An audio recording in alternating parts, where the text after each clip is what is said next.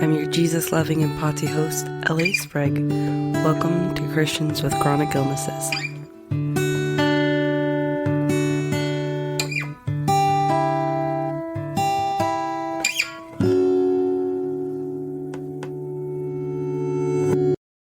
Hi, Hi! How are you? I'm doing pretty good. Yeah? Microphone, like it's Ooh, got like thing on it. that's so fun! It like glows colors. That's awesome. Is it working? I don't know, I think so. Hello? That's awesome, dude. Yeah, Hello? That yeah, sound that's awesome. Your little, what was it? like an Instantaneous Amazon. purchase. Yeah. Impulse Yeah, buy. close Hey, by from like 3 years ago. it came into fruition. Yes, it has its purpose now. So I have my microphone.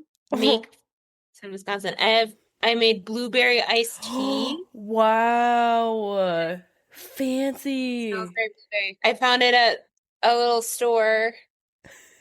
There's like a little pharmacy near me that has some really nice, interesting tea. So I found it at the pharmacy. That's cute. Dude, I made something too. Mm. I know, we're so fancy. And I'm like literally, okay, little ASMR. I literally, What? did you hear it? I did not hear anything. That's okay.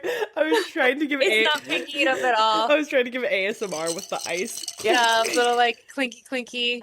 That's Yeah. okay. That's a good sign. Anyways, yeah, I Breakfast made and some summer breakfast coffee ASMR. The clinking in the iced coffee.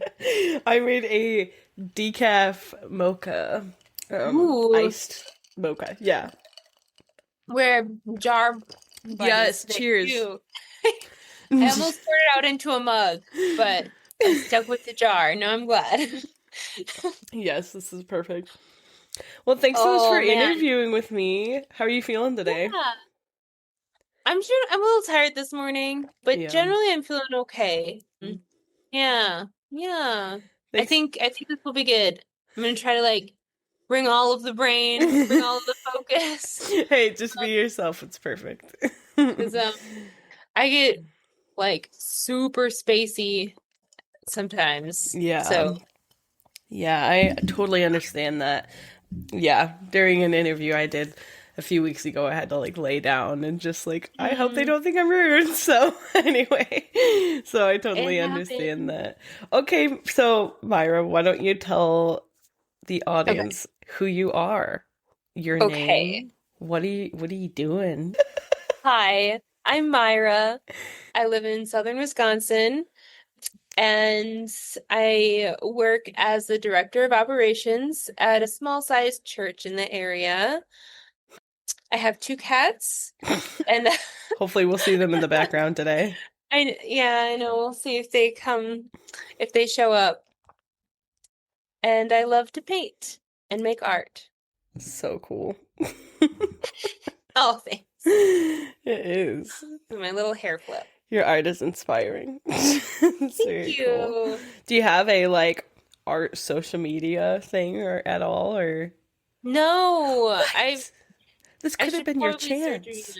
that. I know, right? This would be my big chance to like get in front of the world. I don't know, maybe I'll do something later. I'll send you a link and whatever. Yeah. Yeah, that would be Um, fun. but yeah, I haven't been putting stuff up on social media for a while, and then I decided AI is dumb, and I don't want it to chew up and regurgitate my art. So I'm trying to Oh. figure out a way to like, I don't know if there's even a way to like post your art online without AI Oh. regurgitating it, you know? Wow. Okay. So otherwise I totally would. Maybe there's a way Yeah. to do it. I'll have to see. Right. Risky. I hear that. I hear that. Yeah, I don't want my stuff to be stolen, but also I do art in a way that's kind of hard for AI to steal it and use it for anything. Yeah. Um, All right. So you're an artist, you create. What Yes. else? I love to create. I love when I have the energy. I love going for walks in the Hmm. in nature and spending time there. I really enjoy cooking. Again, when I have the energy. Yeah. to make really good food. And I also really like writing poetry. It's been a really nice way to express poetry specifically. My two-dimensional like collage and painting kind of art is good too, but poetry has been a really nice way to express some of the things that I feel through my chronic illness. And as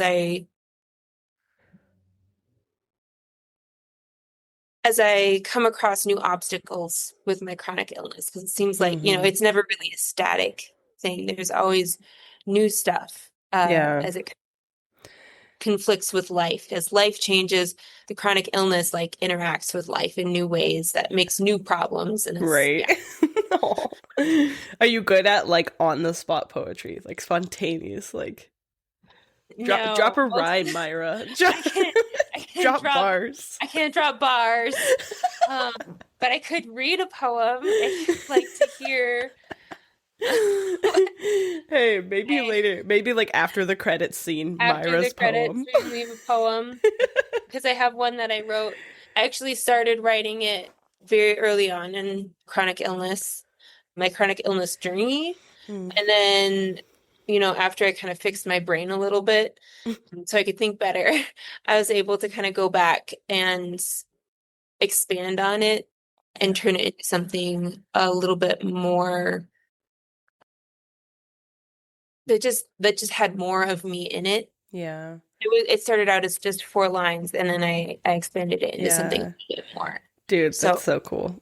hey, Yeah. Okay, so creative, poetic. You work at a non nonprofit, a nonprofit org slash your church. yeah, That's yeah, awesome. Okay, so you go to yeah. church. You're Christian. That's fun. Tell us about that. Getting over this sore throat. Sorry, No, you're good. trying to not cough into like the mic. You're good. Um, so yeah, so I work at a small church in the area. We it's not really small. We average probably around 100 people on Sunday mornings, but I mean that kind of depends on your perspective. Some people are Yeah. used to like, 300 to 500 or even like mega churches or whatever. Yeah. But it's kind of big from my perspective because I grew up in small churches of like 30 to 50 people. Mhm. Yeah, so it's a Christian Reformed church. Is that like, Um, is that the same as like Reformed Baptist or is that different?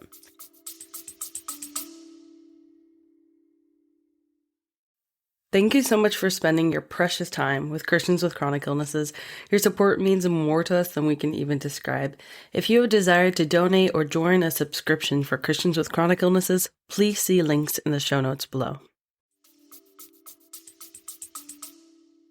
it's not part of the Baptist tradition at Mhm. all. It came out of like the Dutch Reformed. Okay. It's the CRC. Actually, most of the denomination is in Canada. And then there's some churches in Wisconsin and Minnesota Okay.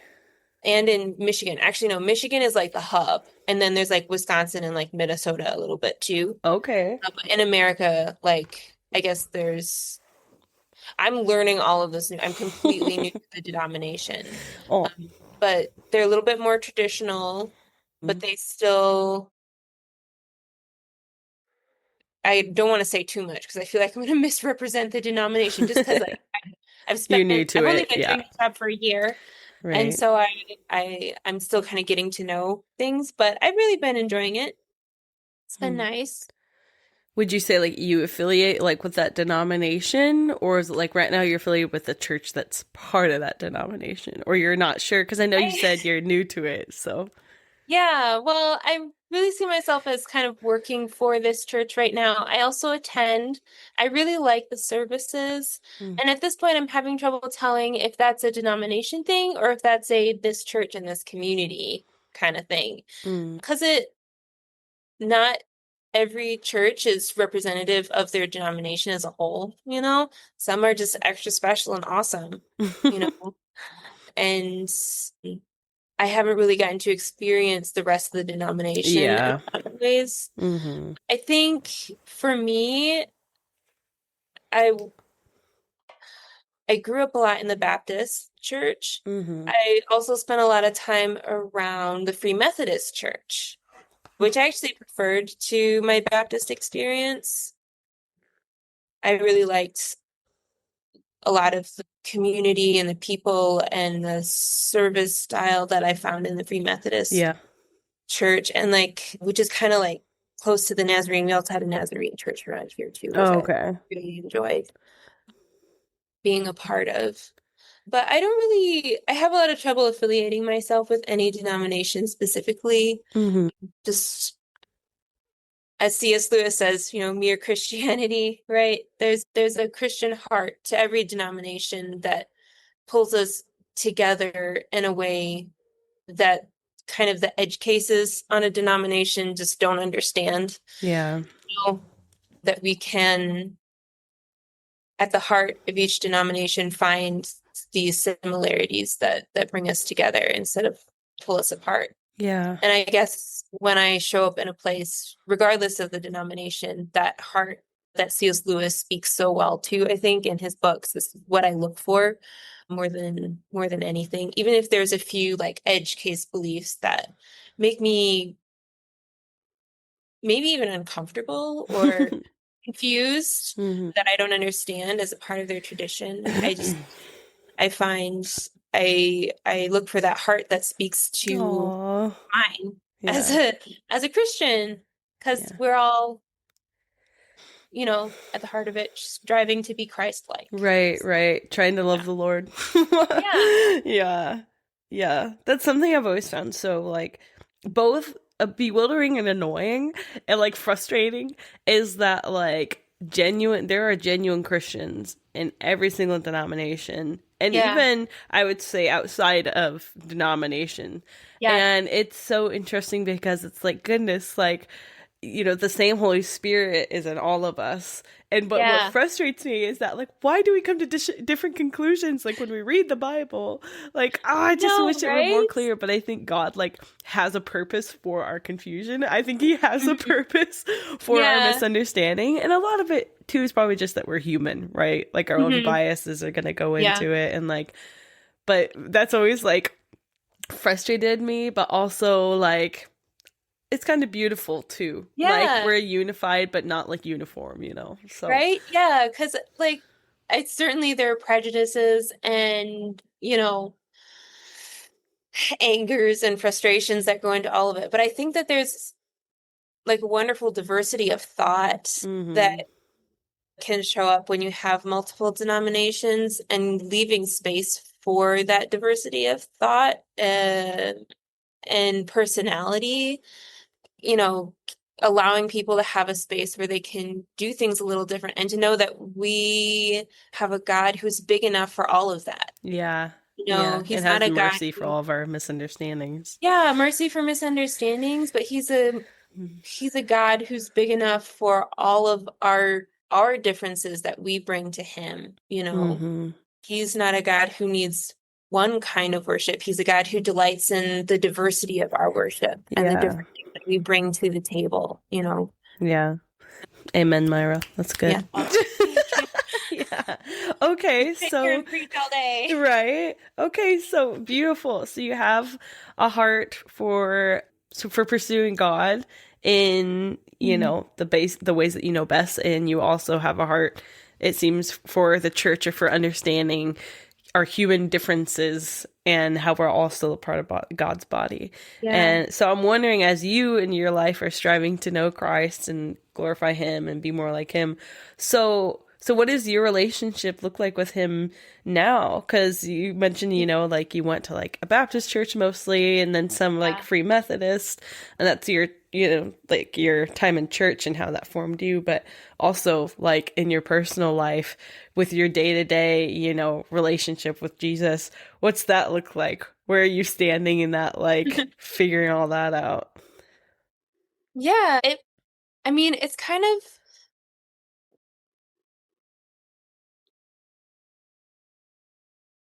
Ooh, trying to figure out where to start. That's okay. The relationship with God. That's a wild concept. Yeah, I So know. you can Like, how take do your you time. explain something like that? Um, Ooh, there's a bug. Sorry. Yeah.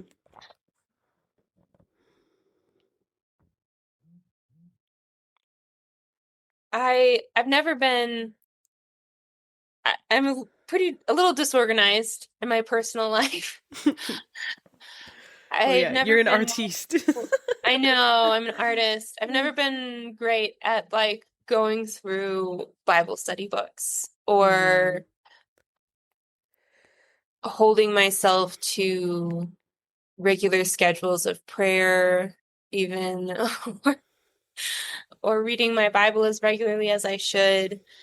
Though I do read it, mostly by listening to it. Nice. But I love like just the feeling of walking with God Mm. and this awareness that He is always by my side. And more than, and just this keen awareness that every thought in my head is something that He is also aware of. Yeah. He knew Something, before you did. yeah, He knew before I did that I am there before Him, you know, Mm. and that intimacy of my very soul just being open to Him, Yeah. and that in any moment I turn to Him with my concerns, with my joys, with the beautiful flowers, with my tears, with the joys that I get from having my cats and the wonder of where He's brought me in my life. And I like to sit and like reminisce with Him about all of the places that we've walked through together, the Mm. opportunities that have opened up for me in just strange and specific ways that lead me on a path towards where I am right Yeah. now. Yeah. Um, I see Him as a wonderful, strange friend and creator. I Yeah. connect a lot through creating and stuff as Yeah. well.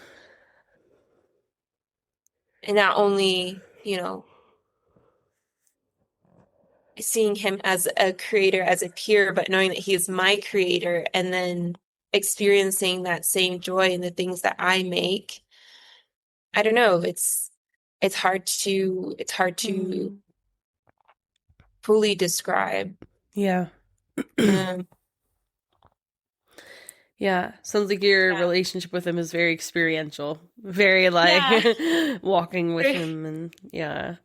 Yeah, very Aw. experiential, very day to day, just and in fellowship too. I love being around other Christians and Aw. experiencing God's like their perspective on God and the way they see Him and stuff.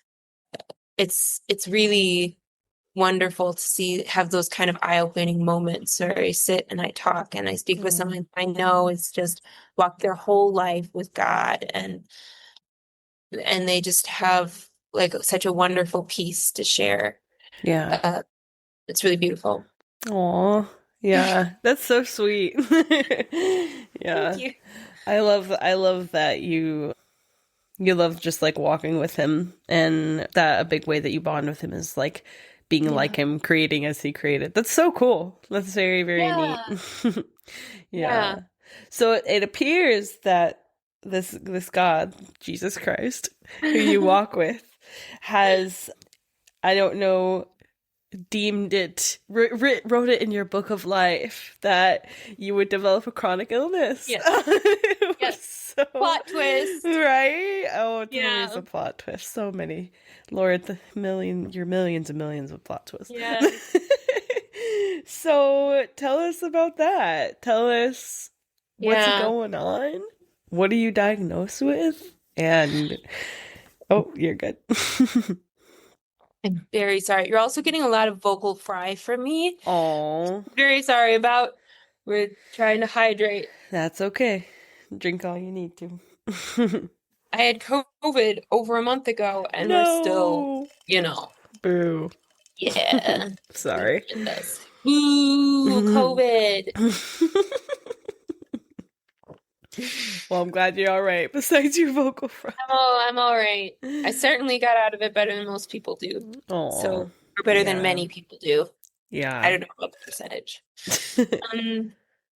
Yeah, so chronic illness. So that journey started for me, or at least I was kind of more aware of that part of my journey about 5 years ago in 2020. Actually, it really kind of started in 2019 when in late summer, I kind of became aware that things just didn't feel right. I was more tired than I felt like I should be. I was really nauseous all the time. I was feeling dizzy and disoriented. A lot of just confusion about like where I was, my thoughts, how things were going. So there were a lot of different levels. There was very much like a physical, and there was kind of a mental aspect to it. And late in November of that year, I was actually in Canada. I was studying abroad in Canada. It was my senior year, and I was just finishing up my study abroad for the fall semester in November, and it was like I felt a switch go. And suddenly the nausea cranked up to 100, and food was painful in my body, and it was really hard to eat. Wow. And I made a habit of making myself vomit to try to cope with how much that it hurt. But from that point on, the end of November of that year, it just continued to get worse and worse and worse. It was sort of the beginning point that I kind of see. So I made it home, and then everything fell apart in the rest of the world as well. Right. Australia was on fire. And so through January and February and March, I had as many doctor's appointments as I could squeeze in. I got a colonoscopy, I got an endoscopy, I did a thing where I had to eat radioactive scrambled eggs. Whoa. I know, it was really weird, but I had to eat them and then sit in this room for about an hour, and then they would come and take X-ray images of me every so often to see how it was progressing through my digestive tract. Because I know, but like we couldn't figure out why it was so painful for me to eat. But apparently everything was fine. Well, and this is right, a lot of people with chronic illness will relate to this. You go through all the tests and tests and tests and tests, and the doctor's Everything's like, fine. well, nothing's wrong. The test results say that you're doing great. So I don't know what you're complaining about. I mean, they don't say that, but that feels implied. Yeah. Like the doctor would never say that. And then you get passed along to the next test if they're kind, and if they're just kind of getting a paycheck, they kind of leave you hanging. Yep. So I did that for a while until all of the hospitals kind of shut down and were exclusively focused on COVID, because that was the thing. And I worked at Target sanitizing carts. You're welcome. But after a while, I had to stop. It was turned out to just be too much standing. I also worked at cash register. And after a while, I remember that specifically that there was a day where I was standing at my cash register waiting for customers on like a Thursday at mid-afternoon. And I had my arms down and my elbows locked on the counter and I was like leaning on them because I was so weak that I couldn't stand and I was Wow. having trouble like connecting in my head what was going on. I was Wow. really kind of disoriented and exhausted, probably disoriented because I was exhausted. And this woman who's at the other cash register looks over at me and she's like, "Are you okay?" And I was like, "I'm just having trouble standing." Like it was no big deal. And she's like, Oh. "Go home. Oh. There's no customers." We're in the middle of a pandemic. In the middle of the week on a Thursday, we're not going to get a customer rush. Oh. And I was like, okay, let's go. So I left and went home, and that was kind of the beginning of me realizing I needed to quit my job. Yeah. It was time. I I I cut back hours first, and then I was like, no, I just need to be done with this. Yeah. So I quit the job. Fortunately, I was staying with my parents at the time, so I had support. Yeah. But then I just kind of dedicated myself full time to figuring out what was wrong with my body. I tried several different diets. We did, I did like a FODMAP diet for a while, and it didn't really have any effect. And I did an elimination diet for a while. I don't know if you're familiar with those at all. Mm-mm. FODMAP is specifically for, it's for a specific kind of chronic illness, and if it had worked, it would have kind of shown what I, Right. you know, Yep.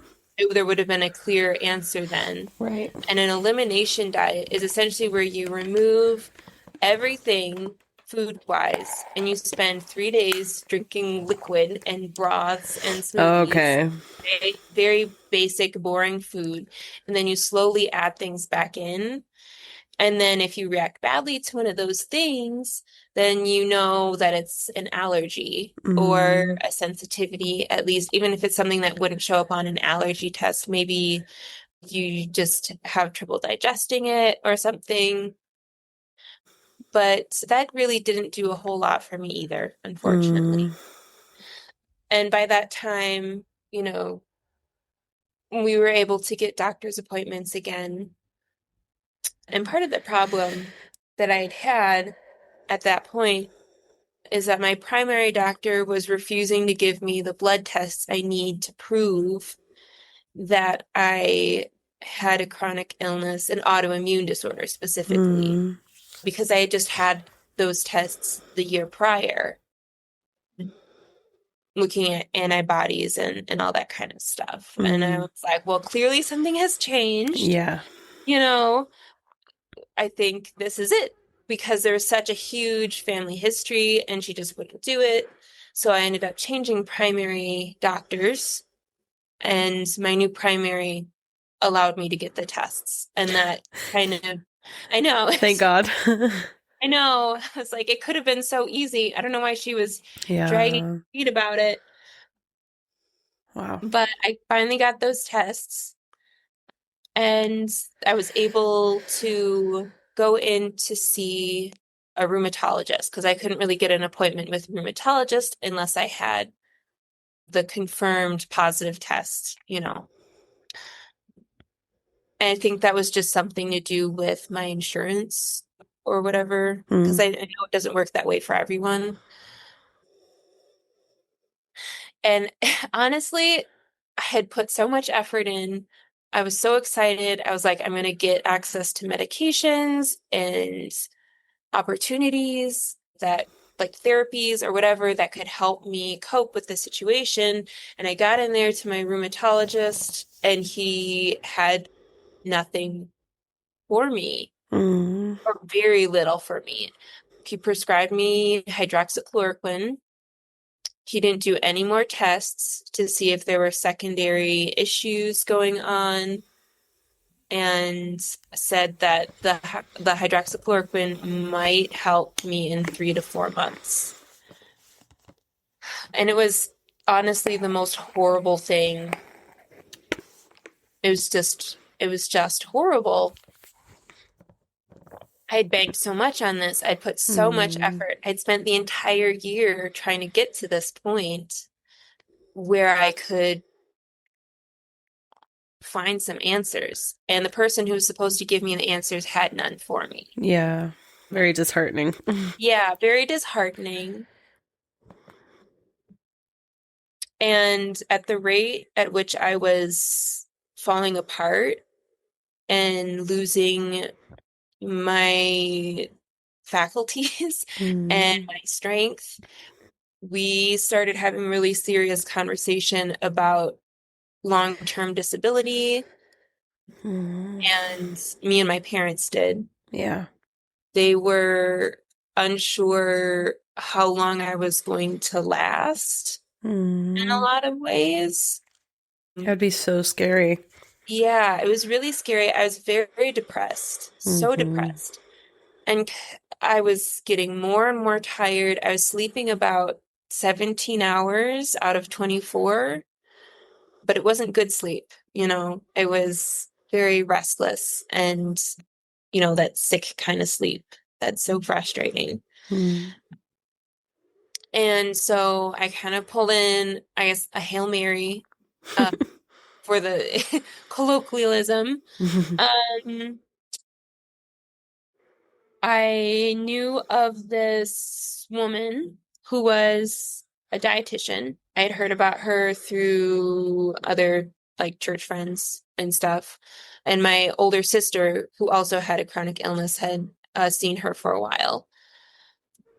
And she kind of specialized in helping people with mystery chronic illnesses that, mm, you know, no one else could really help. Yep. And I was like, that's me. Oh. And so many other people, right? Yeah. Yeah. If you're Um, listening, you may need help. yes, this is This is a this sign. is you. So I went to see her.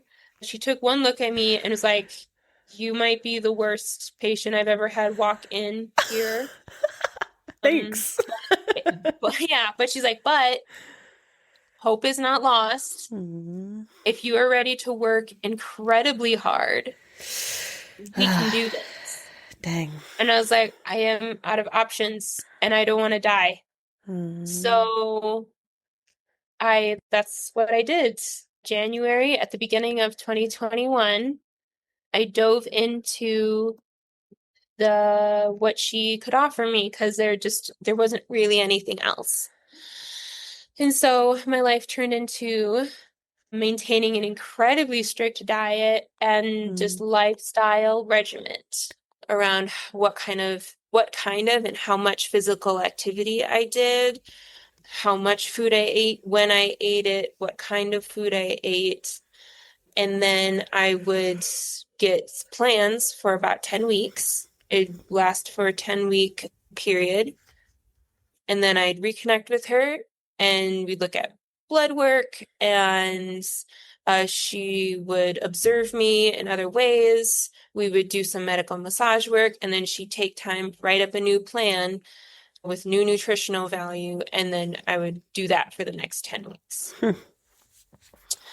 So the idea was that it's a combination of the medical massage that kind of allowed your body to receive the nutrition, and then a custom made nutrition packet that gave your body what it needed so that things could hopefully get better. And they did very, very slowly. Oh, wow. While my rapid decline started to grind to a halt, and I kind of held in place for a while, and then things started climbing up. And I gave myself a carrot at the end of the stick.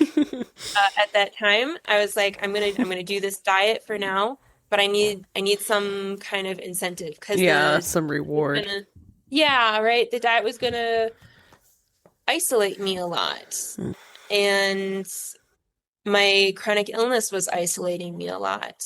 And so I applied to grad school, which to some people might sound like a very an odd reward. Right. But it meant connecting with other people, and it meant giving new purpose to my life. It meant that Mm. I could redirect and find a new place for myself in the world, a sort of a rebirth kind of thing. I was coming back. I was finding my life again.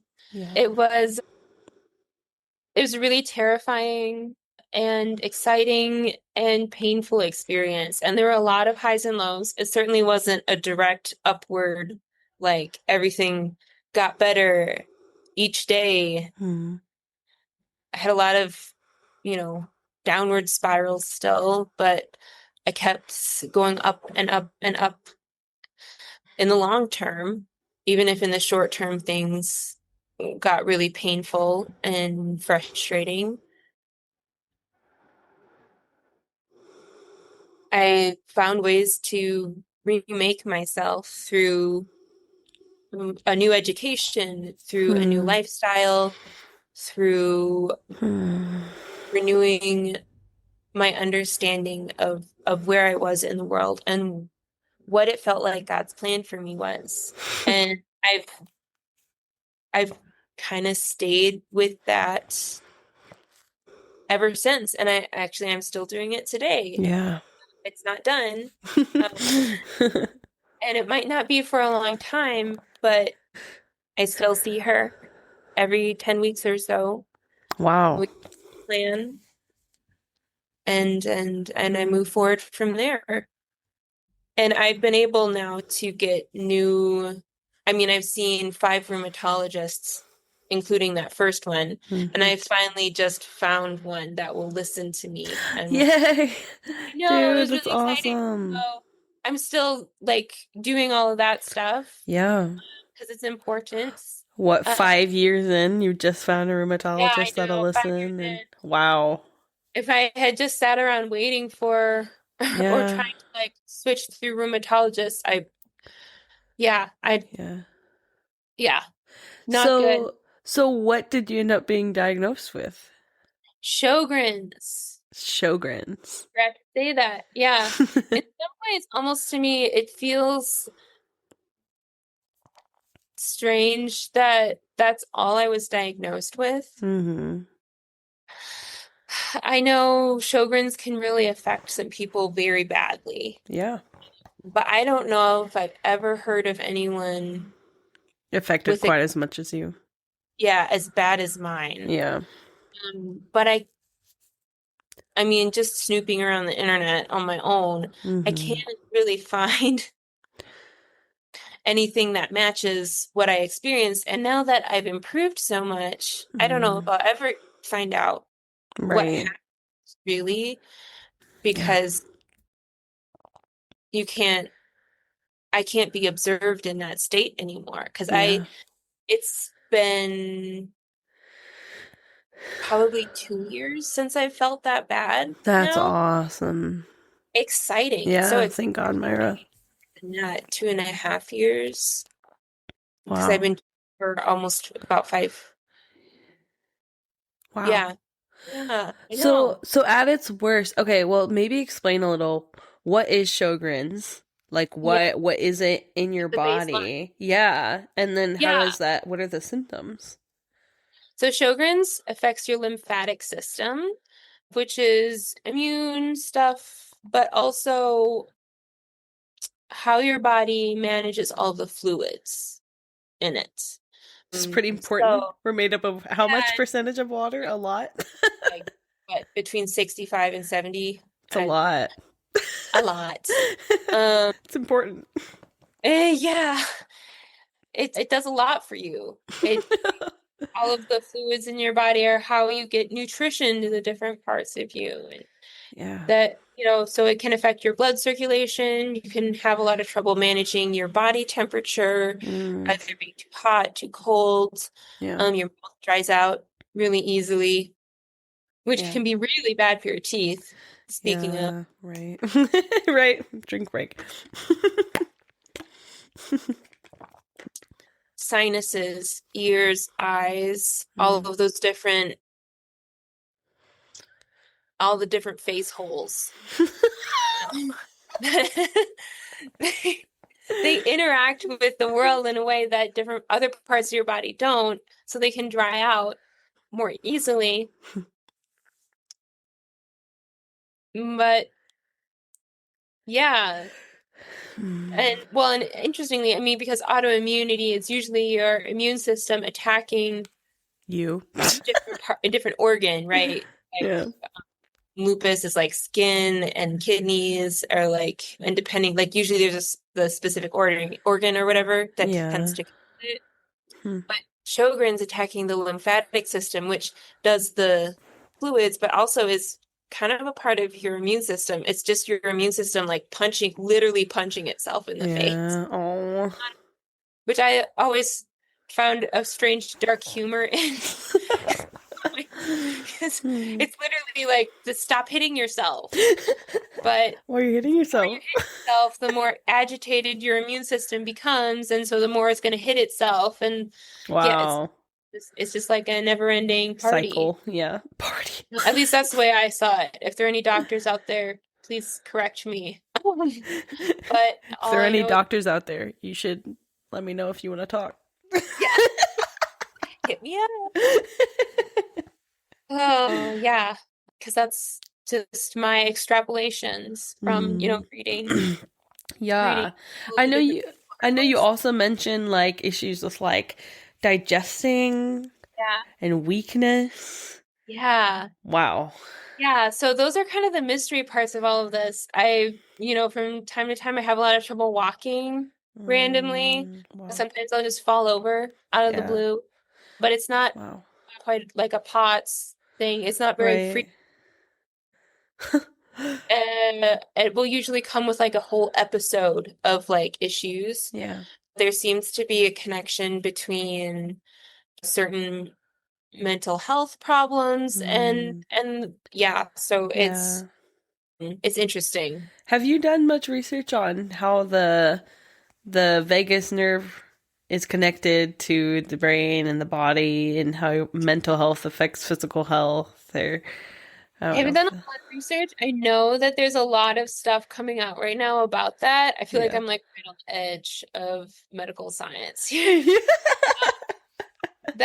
And things like emotional trauma and different experiences can change your DNA Yeah. even. Yeah. Um, So cool. and I have mean, bad but cool. what's that? So it's so cool, bad but cool. I mean, yeah, bad, strange. And it almost, yeah, it totally reframes so many things in life for me. I'm glad that medical science is kind of finally getting on this train, but this idea that the line between the physical and the non-physical as who we are isn't as clear as we may have liked to think, Yeah. especially in Western cultures. And now that we have scientific proof for that, I think is fascinating. Mm-hmm. And it makes sense, why a lot of people with chronic illness end up turning to alternative medicine or more Eastern medicine and finding a Mm-hmm. lot of really good results. Because I think, especially for chronic illness and stuff, uh, there can be a lot of emotional impacts Yeah. to that. Have you read the body keeps what is it? The body The keeps body score. keeps the Yeah, score.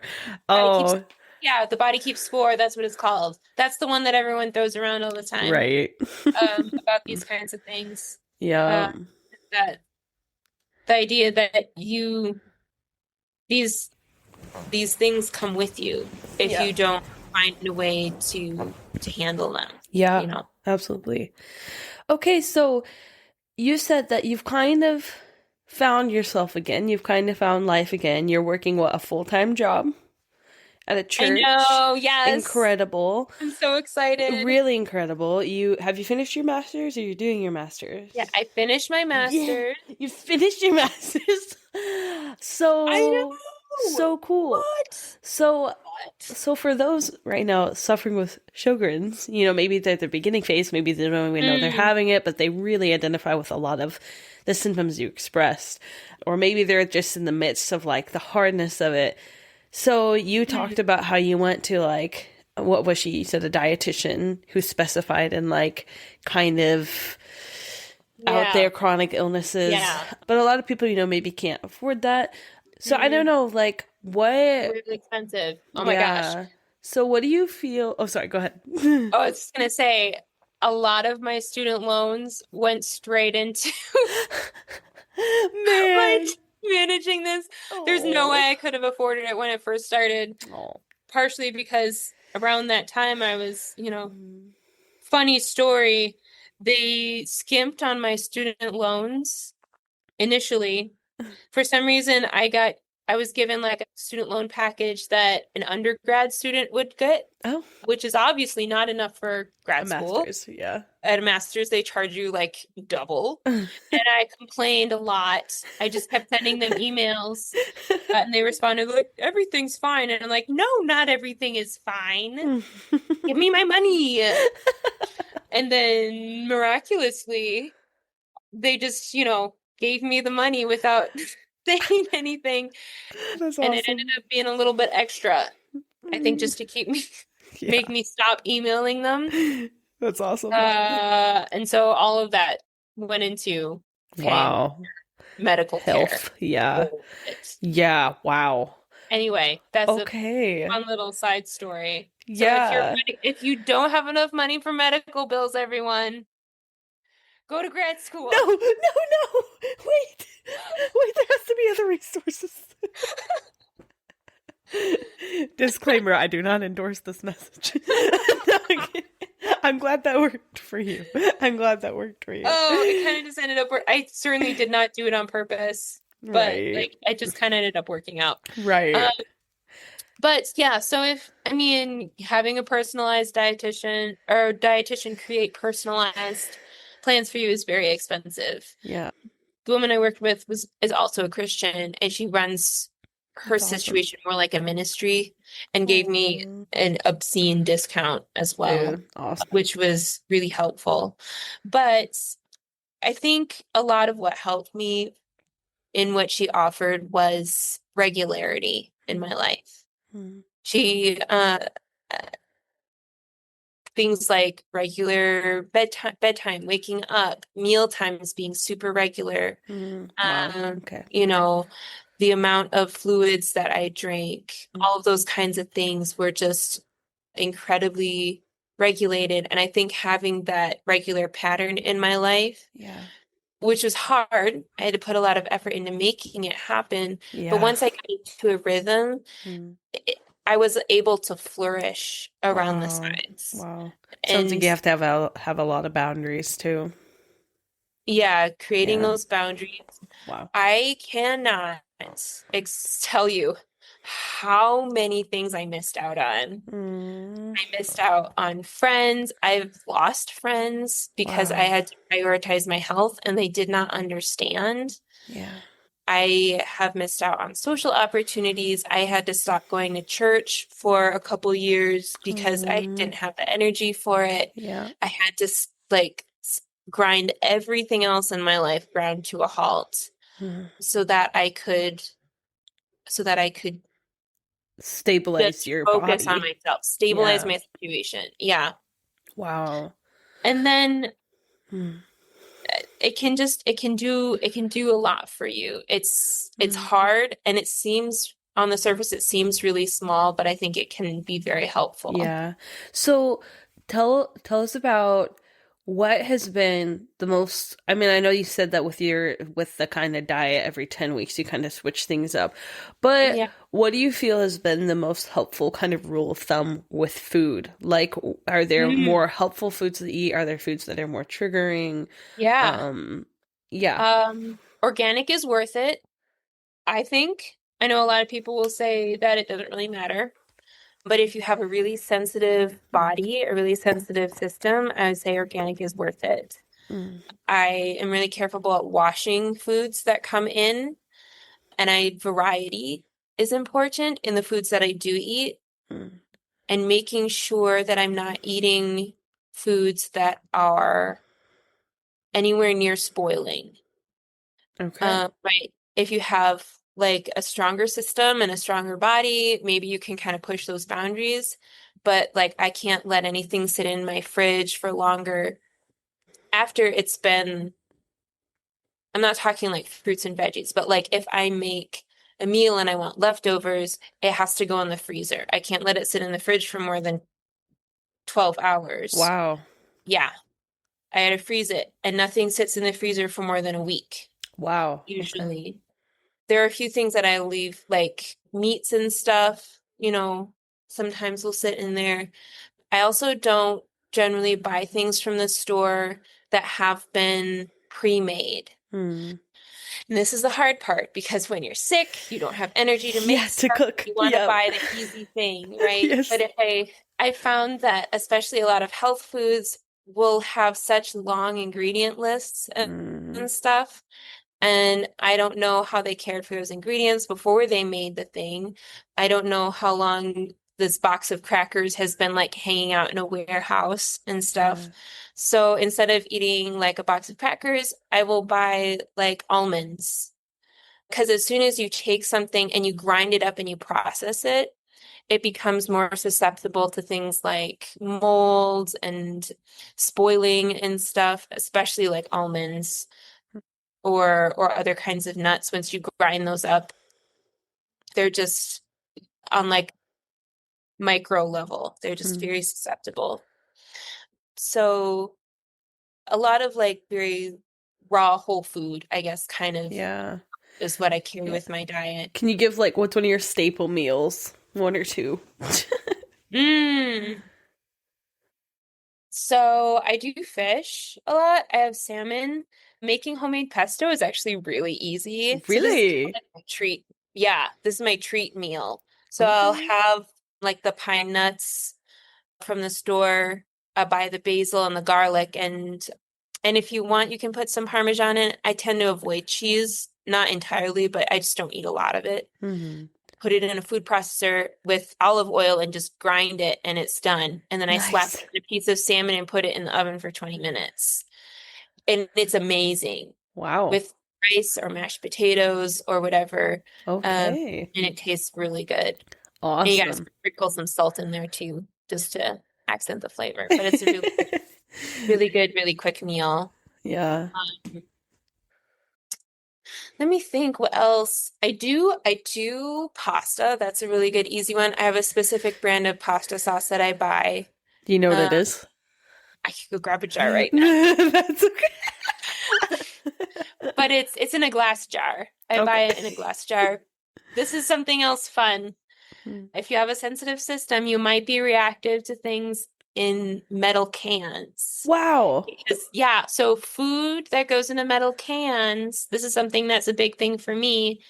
The metal can gets lined with a substance. I'm not really sure what it is, but it helps the food not stick to the metal can, and it helps it come out real easy so you can just kind of dump it out. However, I mean, it's technically safe. It's not like against the FDA or anything, but if you put tomatoes, which are very acidic, in that metal can with that substance, it can start to pull it off the sides and get Mm. mixed in with the tomatoes. Yeah. And then you eat a lot of it. So you Wow. can actually look it up. Canned tomatoes in a metal can is one of the most toxic things you can buy off the shelf at a grocery store. Wow. So I always buy anything tomato based in a glass jar. It's a little more expensive, Mm. which is hard, but Yeah. try to like make it last. Yeah. But it makes for such an easy meal, if I get my rice noodles, because rice is something, unlike nuts, rice is something that stays stable as you grind it. Okay. For like flour and stuff, it Huh. stays stable longer. So yeah, diet tips. But I avoid like a lot of the big ones, like no gluten. I don't do any caffeine. Yep. Um, I do drink green tea, but green tea doesn't really have a whole lot in it. Most of the tea I drink is herbal. Right. And I generally do no sugar, Okay. although like sugars in fruits and vegetables are okay, Right. Mm-hmm. right? And people underestimate apple juice. Like I have some really great muffins that I make, and I just put apple juice in it, and they're delightful. Wow. Yeah, like you don't, America, I'm speaking to you right now. You don't need sugar. Everyone tells you you need sugar, and you don't. It's a lie. It's there's so many sweet things in the world that aren't sugar. You don't need sugar cane. Hear that, America? All of America. Hear me, Nat. Oh man. Okay, so Um, then when you are yeah. having a flare up, because I presume you still have them, Yes. like you're, I had often, one about a month ago. yeah, Horrible. yeah. And, it seems that you have some ongoing symptoms like fatigue. Yeah. I know that you're very protective of your time. So, what do you do when you're having flare ups or major fatigue to feel better? Well, I love having my cats around because we take naps together. Oh, We're napping buddies. it's cute. I love to lay in my bed and there's a window in there. And I've put a lot of, some of this isn't stuff I do in the moment. It's things that I've put Mm. effort into over the years. Okay. I Yep. put a lot of effort into making my space a one that I can delight in Mm. so that when I'm stuck at home, it's something that I can find beautiful, even if Yeah. I feel horrible and disgusting and gross. I can lay in my bedroom and I have this painting on the wall next to my bed that I can look at. And I have my Mm. cats, and then I have books next to my bed. And on my phone, I have an app with like funny web comics and stuff that I Aw. read. So I like reading those a lot when I'm not feeling well.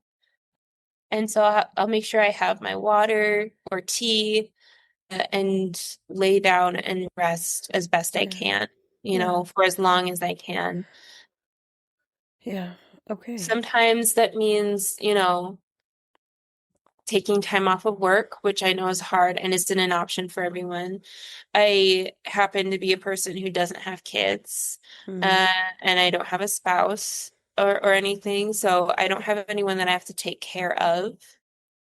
But I also don't have anyone, immediately on Mm. site who's taking care of me. So there's like a Right. plus minus to that. Right, for sure. Um, However, my church family has been really awesome about, text us so we can pick up groceries for you or whatever. Oh, Um, seriously, dude. Yeah, it's really awesome. We have a couple nurses in the congregation, and so like they get it.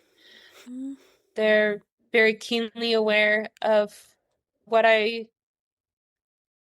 how I'm looking on Sunday morning, which is just really sweet. I mean, part of it helps that I've had a few like episodes and like breakdowns on Sunday mornings. So it's very much like, pay attention, everyone. I'm gonna Oh. fall over here right now. And yeah, so, Yeah. but they've been really a blessing, and my parents as well. I don't live too far away from my parents, Yeah. which I did by design because I'm Yeah. like, I'm gonna need some backup, and Yeah. they've been great too That's about offering awesome. help when they can. Yeah. So it Yeah. sounds like having social support is very important. Oh my goodness. Yeah. Yes. It's hard to build up. but it's very important. Yeah. Oh, I'm so glad you're able to find a supportive church. That's really, You really know, beautiful. it's hard. Yeah. So now we've heard about your relationship with Christ. We've learned that that's a very experiential thing for you. And we've also Yeah. heard a bit about your journey, what it was like to get diagnosed, and what's helping. And so now I'm curious, with your chronic illness being, I don't know if you would agree, but probably a big part of your life. And with your Yeah. It's pretty bad. and with your faith in Jesus being a pretty big part of your life, I'm wondering how those have intermingled. Yeah. Has your illness affected your relationship with Jesus? And vice versa, has your relationship with Jesus affected your illness? Yeah. Yeah. And yeah. Ooh.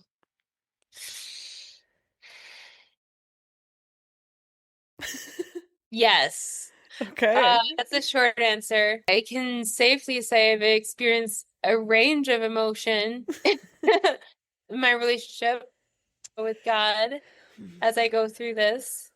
There's been a lot of anger and Mm, confusion. I don't think it's something I've gotten to bring up yet, but in college I studied technical theater, which is a very physically intense line of work. Everything is hard in technical theater. Lots of lifting and walking and carrying and moving and pushing and building going on. And I really had felt led to that, almost as a mission front for me, because I had seen people in theater and technical theater specifically as sort of society's rejects. A lot of people find themselves pushed into the arts and then into theater and stuff as a way to find a purpose and something interesting with their life. People who have very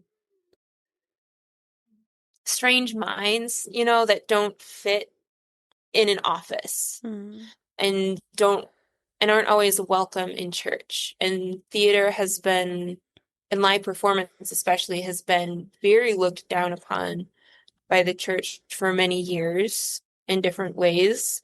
And especially women in theater throughout theater history have been on par with like prostitutes. mm, So it was some place and an area that I loved working in, but I was also excited to just get to go and be a kind person and in that area and be a kind Christian to some people who had never met a kind Christian mm, before. I had a lot of interesting discussions with people about that kind of stuff. mm, But then, I right after college, right out of college, I got sick. mm, It was immediate. And in fact, there was overlap. I was just finishing my degree. I barely finished. And there was this confusion in me for a long time that God, I thought this is a place that I could do good, mm, and represent you and represent the church in a positive way to people who are our neighbors in America, which we like to think of, or we tend to assume has been very permeated by Christianity, but people who have been very rejected, and by that culture. And yeah. and that was just a really hard thing to come to terms with because I had felt pulled in that direction very specifically. Theater was the first place I had an opportunity to step into leadership and really come into my own too. So there was a lot of like my personal worth that was connected to being in the theater, that like this was a Mm, place where I had really grown up and come yeah. into my own as a young adult. I had learned what I was really capable of and that I was a strong person. And then my chronic illness came along and it was like, okay, we're going to test that now. And see Wow. Mm, see what does that really mean to be a strong person, you know? mm, And so I had a lot of anger. I had a lot of grief and sorrow over losing not just something that was my passion, not to dismiss a passion, but Mm. something that I had seen as I had felt was God's passion for me. And what I had to sort of come to terms with is that, yeah, maybe God pulled me there, but maybe it wasn't for the reason that I thought. Um, I had felt a very clear pull in that direction as when I was looking for colleges. And maybe just it wasn't for the reason that I thought, because I started doubting myself. I was like, am I just making stuff up? You Right. know, Yep. right? Mm. And so I found that there were new things that I could learn.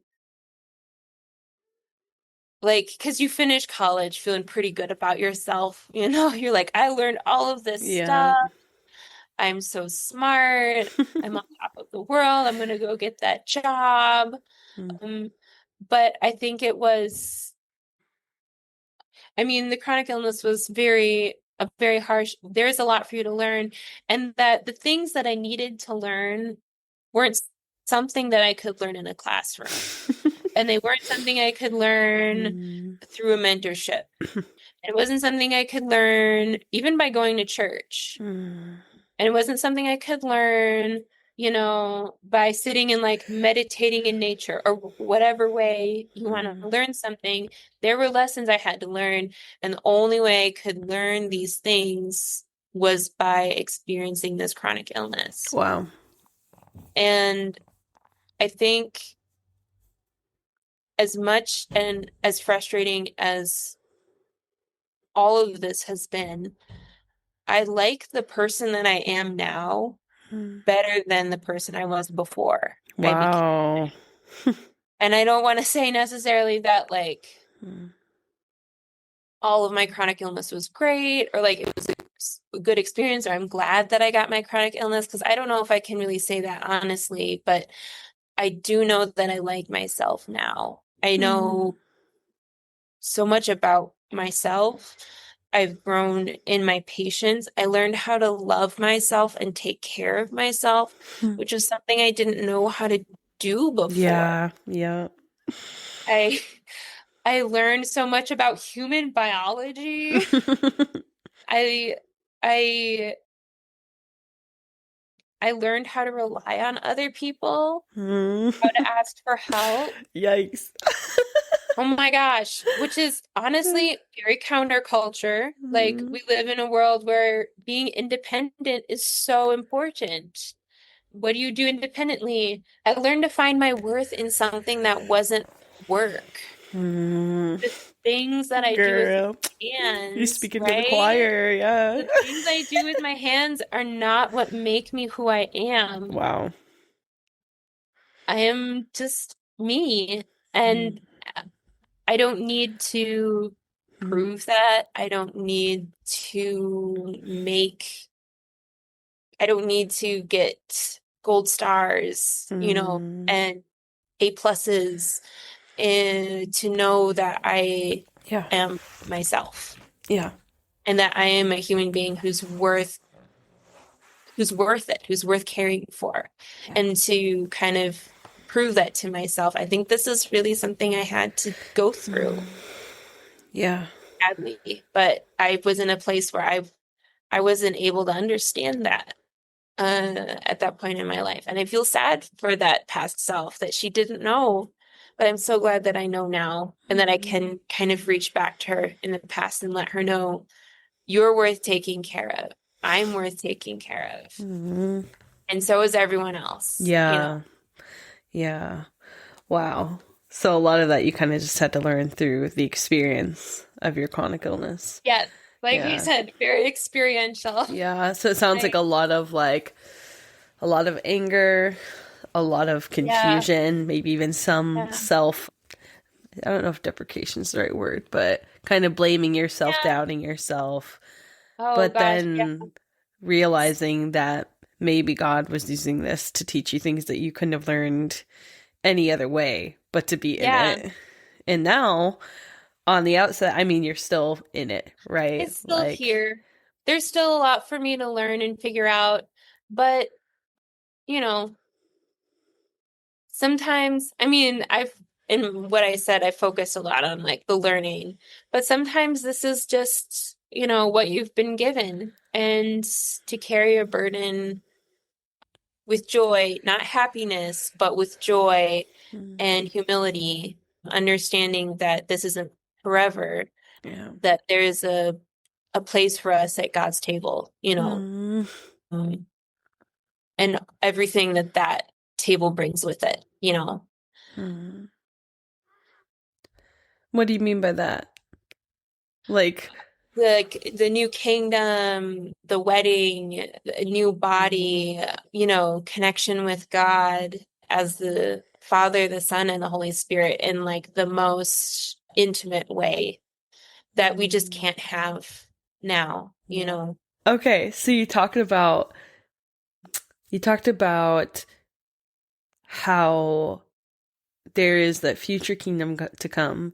There's Yeah. that future intimate relationship with God that we'll get to have that we don't have now, or at least not to the fullness. So I'm Yeah. wondering right now, as you live, your human life, like here on earth in an imperfect and fallen world, what do you think, like, I'm not so sure I know how to ask this question, but Mhm. how do you personally, like, I don't know if enhance that relationship with God is the right wording, Mm. but when you've struggled with him, when you've been angry with him, like, I don't know, what would be your advice to Christians with chronic illnesses listening who are trying to, maybe wrestle with God in their relationship with him? They want to love him, they want to be like him, but they're really struggling to understand Yeah. him with their chronic illness. So I don't know, how would you just encourage Christians to relate to God? Because there's a lot of perspectives on, like, well, you shouldn't be angry with God. There's a lot of perspectives Mm. of, like, you Yeah. can always be angry with God. Like, I don't know, like, what's your take on that, or what would be your advice? Yeah. Yeah. Well, I think I think that God wants to have your most honest self before him. Hmm. Whatever, whoever, wherever you are, to be able to bring that to him is our adoptive right through Jesus. Hmm. I think that that's kind of part of the whole package deal. And the idea that we are working towards that place someday, of the kingdom and being, with him fully in that capacity is something that we should strive for. It's not something to just wait for, but something to anticipate and reach out Hmm. for and to desire it. And, you know, we, oh, it's a lot of complex theology that my brain just sped through. I'm gonna table that. Um, Fun. I went through a couple of years that were really dark like that, and I still revisit that from time to time. And like I talked about, food and stuff, it's important to take care of your physical body. It's important to find ways to take care of your spiritual and mental health as well. And those two can overlap a lot in some ways.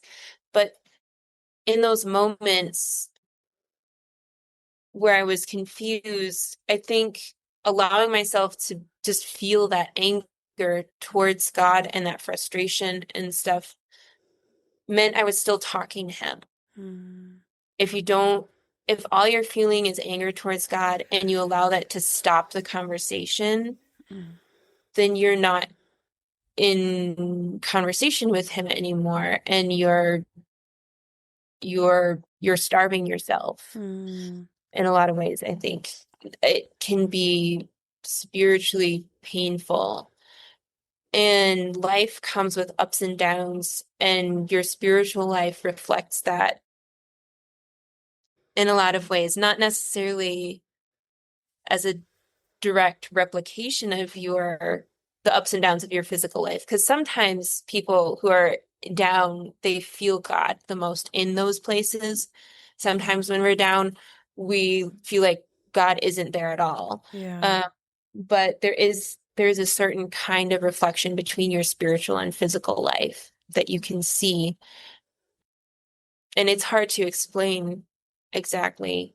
But in those moments when you don't know what's going on around you, no matter what your feeling is toward God, to know that He's still there, and Mm. that you can still bring things to Him, no matter what that thing is. Like, yeah, go scream at God. Like, you're still having a conversation with God, and that's the point. Mm. Okay. Something else that I've found for myself is to keep beauty in my life. What that means can get a little complicated, but like plants have a potted plant around. Yeah. It's a beautiful thing, right? That also helps with the regularity, right? And you're also caring for something else, and that can Mm. reflect towards the care for yourself, because plants have to be watered regularly in order to maintain that beauty. And there's a reflection of yourself and watering yourself and the beauty that needs to be maintained there. And sometimes you just need a little extra, with your chronic illness. I also Mm. like to have art on my walls, things that I find interesting or beautiful to look at. You know, I like to find beautiful things to do, things like creating gentle walks, because you don't always have energy for it. Very Mm. short walks, but just to get out and see the worlds and see the beautiful things that are around me. Yeah. Um, even if even if it's just a memory or something that you can see and you can hold in your mind and remember the beautiful things in the world. It's so easy to get lost in a dark place and to forget that just because in this moment, because we're so tethered to time, in Mm. this moment, everything feels dark and horrible.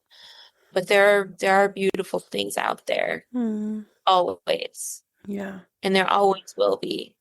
And to know that you're one of them. Mm. And even if things aren't working out the way that you think they should or that you want them to in this immediate moment, God thinks you're beautiful, Aw. and wonderful and fantastic. Yeah. So, Aw. That's so cool. So it sounds like being your most honest self with God, because He knows anyway. mm, Have that a continual conversation. Don't let the anger stop you. And then yeah, also focus on the beauty that He's given you in your life, including that's in yourself. yeah, Yeah. Yeah. Stunning. yeah. I think that's lovely advice. Thank you. So I had another question. When we were initially talking, you Mm, had said that one of your, if I understood correctly, one of your like desires for your episode of this podcast was to kind of push against the, I don't know how you put it, something like the narrative of chronically ill people feeling abandoned by the church. So yeah. my question for you would be, there's a lot of people listening that go to church that are Christians, maybe are pastors, maybe are leaders, maybe just are congregation members. I don't know. And, there might be a lot of people that don't understand chronic illness, that have trust issues with it. I'm not sure. Or there might just be people listening because they want to love their Christian friend. So my question for you, Myra, would be, in your mind as a chronically ill Christian, what advice would you give to the church of how to love chronically ill believers Mm, well, or even chronically ill unbelievers, just yeah. people? Yeah. Permanently Ooh. sick people. How do we How do we fix this problem? Oh man. I think listening to people's stories is important. listening? Yeah, listening is hard, but not just listening to hear, but listening to understand, actively choosing to understand and hear and comprehend what a person is going through. I think that's always a good place to start. Mm. But even before that, I think church is a really hard place to bring the broken parts of you, Mm. or the parts that seem to be broken, the parts that seem to be unacceptable. We live in a place where as an adult, your job defines you. If you have a chronic illness and you can't work a job, how do you connect with other people? You Yeah. know, your family is another big definition for people as individuals. If you are too sick and you can't have a family, Mm. how do you connect with other people? Those are kind of the problems that I see uh going on. Mm. I Chronic illness doesn't look bad on the outside always, right? And Jesus talks about judging people based on their heart and by like observation and like being with a person and knowing who they are, right? That's like Mhm. God's whole thing. He knows you. And as humans, it's really hard for us to know a person. But taking time to know the people around you just off first, you might discover that someone is not doing as well as they appear to be doing. Most people who see me have no idea that day to day I experience really horrible fatigue. I still skip events on the regular that I would love to go to. There's a cute Mhm. kids play last night I really wanted to go to, but Oh. I knew I wasn't feeling well. Yeah. And if I went, I was going to have serious problems. Yeah. So finding ways to connect with people, talk to them, and hear their story. And then if you find someone in your life in the area who has a chronic illness, just be open to the strangeness. It's a strange and mysterious and peculiar and surprising journey, especially for the person who's sick, but as well for the people around. Yeah. Be ready to ride that with them, you know. Yeah. If they have to keep you at arm's length, don't take it personally. They have stuff that they have to deal with. And in order to be happy, healthy, and functioning, maybe, 2 or 3 times a year when they connect with you, the rest of the time they have to retreat into a cocoon sometimes. So just be understanding of that. Yeah. This has been a huge mess of verbal vomit.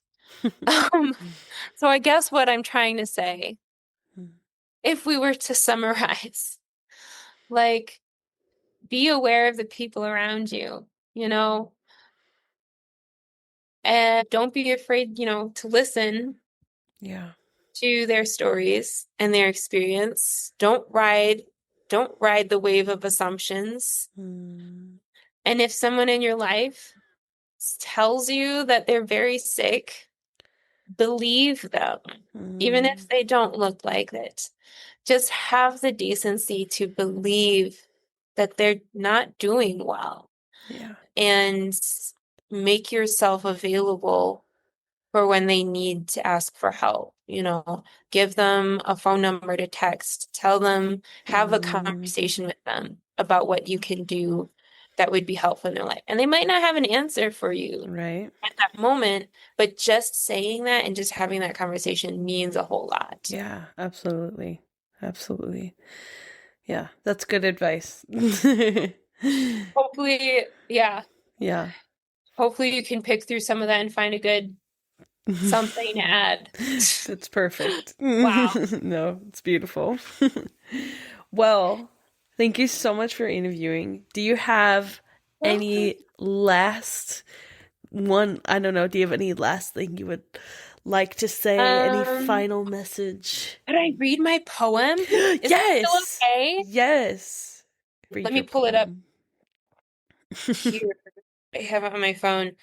So, just as a preface, I guess, this is a poem that I started writing in January of 2021, All right. right probably at the darkest part of my chronic illness. Okay. This is at my very sickest. I was non-functional. It was a very, very dark time Hmm. in my life, probably the darkest to date. Hmm. I didn't know who I was, sort of metaphorically, and also I was having some trouble literally. Yeah. I I was very suicidal. It would look like I would never get better. Wow. There was just kind of no hope Yeah. in this place. And Hmm. I know that there are a lot of people in that place.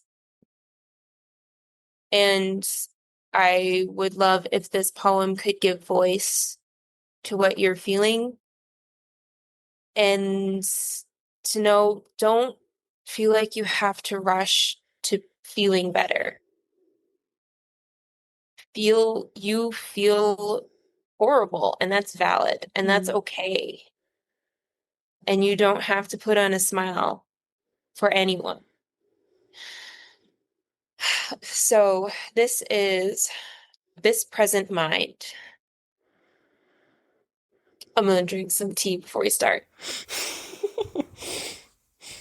I'll join you with the water on my side. Okay. Yeah. Okay.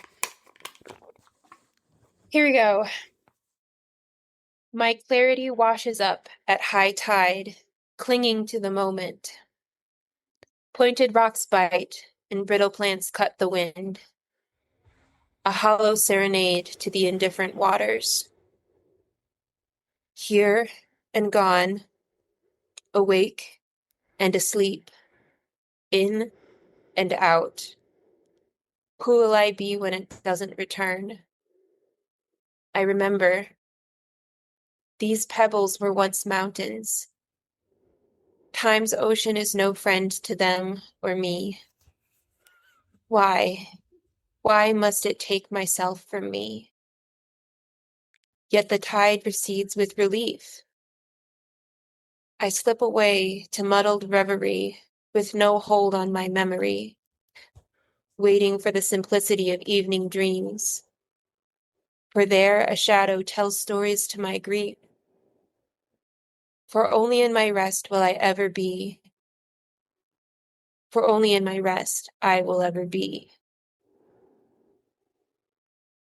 I wanted it to keep going. I know. Maybe we'll write another stanza. Right. Oh, that was beautiful. Thank you. Yeah. Well, Mara, thanks so much for being willing to be Thank vulnerable and you. share your story. And I really, really hope that people listening are encouraged and inspirited in their health journeys and their faith. And I hope you too feel like you had. Yeah, I hope that you feel seen and encouraged, and I have no doubt that God will use you and all that you're going through. Thank you. You've offered me a wonderful opportunity to speak and to share and to connect with other people, even though they're far away. far beyond the reach of me otherwise. It's really fantastic. Yeah, thanks so much, Myra. You're welcome. Thank you for being a part of the Christians with Chronic Illnesses community and for tuning into our podcast. Please follow, rate, and subscribe on Apple Podcasts, Spotify, and Patreon. You can also follow our socials at CWCI Podcast. If you're interested in sharing your God-given story, we'd love for you to email us at cwcipodcast@gmail.com. This podcast cannot substitute for medical help and is purely for encouragement and entertainment. Please see your doctor before trying anything mentioned on this show. I present to you The Supernatural Case of an Accidental Time Traveler by my husband, Paul J. Trumba. It's a super interesting book. I'm not even much of a reader, but I read through this thing pretty easily. It's pretty large print, and it's about 500 pages. You can find it on Amazon.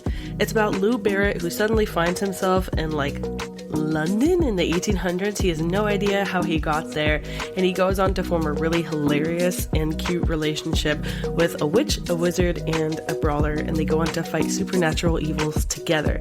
I highly recommend. It's definitely for mature readers, but it's a really good book, and you can find it on Amazon. Again, that's The Supernatural Case of an Accidental Time Traveler by Paul J. Trumba.